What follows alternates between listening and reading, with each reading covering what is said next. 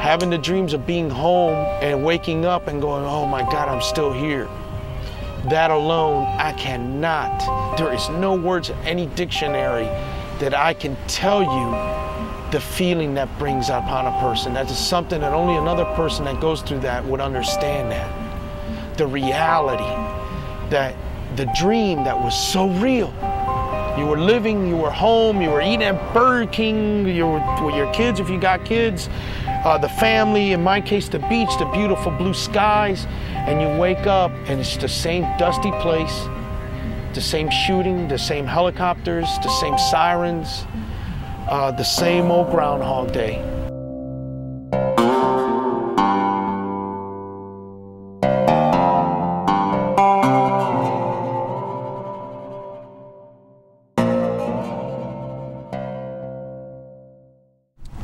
Went into the Air Force into a communications field. I served my first 4 years in North Texas in a base called Shepherd Air Force Base in Wichita Falls, Texas. And then in 1988, I got out and went into the reserves, thinking I was going to, be able to play volleyball, and that was the image that the Gardner Reserve had. The Gulf War came around. I spent 8 months out in Saudi Arabia, and nothing's ever been the same since then.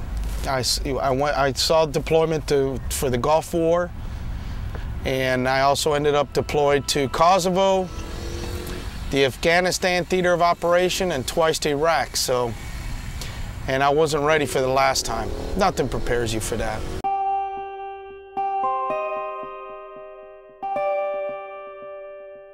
I was as gung-ho as any other American. I was proud to be there. And I saw this Army guy coming up, and we were on our way back from meeting. He was coming up, and like everybody, I always say hello. I'm proud of all our GIs. I said, hey, what's up, GI? How's it going? And the guy stopped, puts both his hands on my shoulders, looks at me, and he goes, I thought I knew you, and kept walking.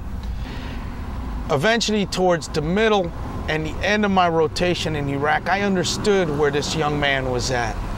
Life became monotonous, it didn't matter, and only those people that you worked with around you became everything, your whole world.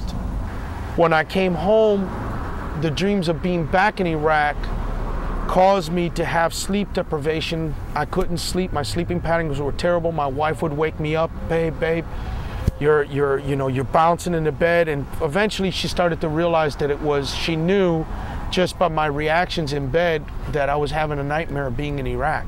I knew it wasn't me, and I couldn't put my finger on it. My civilian job was out of control. While I was gone, no one covered for me. I came back to 300 plus emails. I'm a lone technician maintaining 7 facilities for the county hospitals in the south end of the county. And my job load, which is normally anywhere from 20 to 30 work orders a week, I came back after 8 months, I came back to almost 400 or 500 work orders. Where do you start? The insanity was no different than Iraq. It made me so sick that I started actively looking to redeploy back to Iraq. I just felt like I didn't fit in back home. And one particular Saturday, I told my father that I was actively looking to be shipped back to Iraq. I was volunteering to go back, and my father turned around and told me, son, you've done your fair share for this country. You've seen many operational theaters. You're up there in age, your children are getting up to age. We're all proud of you, and maybe you should start to prioritize things. And if you go back, that would destroy me, probably kill me. A week later, my father died. He died of natural causes, unbeknownst to anybody.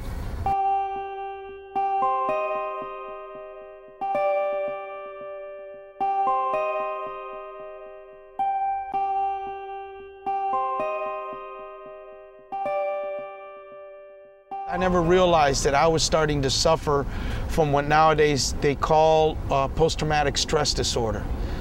It has nothing to do with seeing blood and guts. I did see my fair share of wounded. I volunteered in the hospital. I did see my fair share of firefights. The heat didn't matter. The attacks eventually didn't matter. It didn't matter if a round hit close or hit far away. You just sympathized with those who were at the receiving end. And the longer you were there, the more numb you came to the world. Nothing mattered. You just did your job. You were a robot. And when I came home, I continued with that robot way of life, thinking, eating, everything. It was all automatic. Give you an example. My flashbacks were so severe. About 4 months after I was home, because my father's death, we decided to go to Disney World. And what happens at Disney, at the Magic Kingdom, at 9 o'clock? They have the fireworks. Well, I had my back turned to where the fireworks were, and the first rockets went off. I heard the swoosh, the boof sound that you hear, and instinctively, as I'm turning around, the explosions happen. I remember distinctively diving, and I'm in the air, spread eagle, with my hands going, this is embarrassing.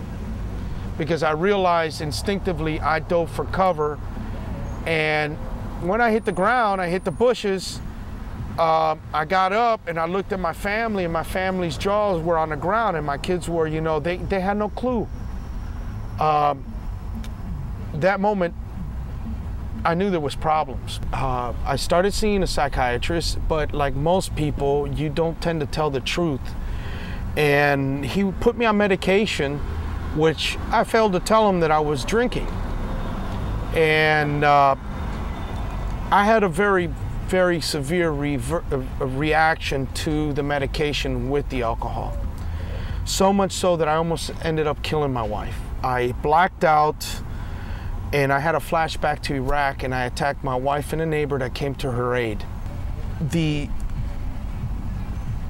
mental anguish that one goes through from that. I can understand and sympathize with people that have Alzheimer's, because it's so terrible to lose your mind and want to remember things, and you can't remember it. You can't. How could someone like me have done that to someone that I love? In my downfall, my emotional breakdown, I tried to end my life. I don't remember it. I remember thinking that if I was willing to give my life up for my country, I was willing to give up my life for my family. And apparently I acted. I'm one of the many statistics, another statistic that I tried to end my life. I don't remember except having some pills in my hand. I know it was in my mom's house, which is a block and a half away from where I live. How I got there, I don't know. And I knew she had sleeping pills, but I had already taken all the Ambients that were given to me.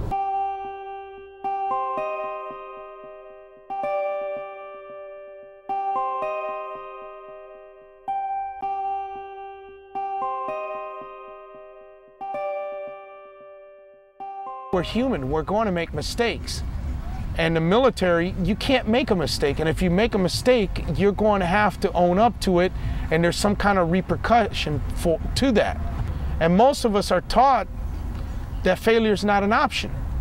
So people internalize this, and they start to really dwell on it, and they don't give themselves credit that you cannot learn success without failure. Success is nothing more than what is in you. Success has nothing to do with monetary, has nothing to do with physical or commercial wealth, none of that. It has to do with internal worth and how you view yourself in the world. We know so much more about the brain today, and the brain gets sick just like the stomach, just like a cold, like anything else, and it's very resilient, and it does heal. What this meditation and vibration therapy is, it's using sound. It's not using any kind of chemical of any sort introduced into the body to get you to where your body naturally produces or goes into those states. And once you learn how to feel it, you can easily start to fall into it, and you go with the flow. It tells you in the recordings to use it for at least 30 days. I did that for 30 days, consecutive days, nonstop, 3-4 times a day. The life program for me has removed my anxiety, my flashbacks, my anger. I'm on no medications anymore. I don't suffer with the deep depression that I have been suffering with. The meditations that I've learned through the life program has helped me heal internally. Because if you don't heal yourself, you can't help no one else.